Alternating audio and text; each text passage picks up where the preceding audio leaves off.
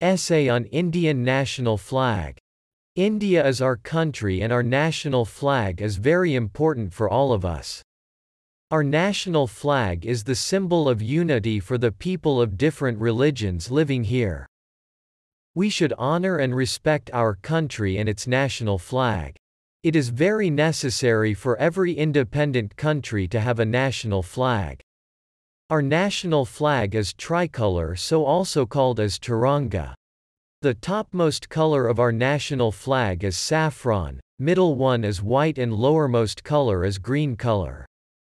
The middle strip of white color contains a navy blue Ashok Chakra having 24 equally divided spokes. Our national flag teaches us the lesson of unity, peace and humanity. It helps us to believe in the truth and unity. It is hoisted every year by the Indian Prime Minister of India on 15th of August and by the President of India on 26th of January.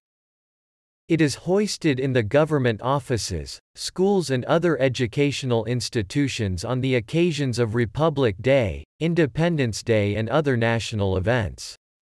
We should honor and respect our country and its national flag. Thank you, everyone, for watching my videos and sharing them with friends.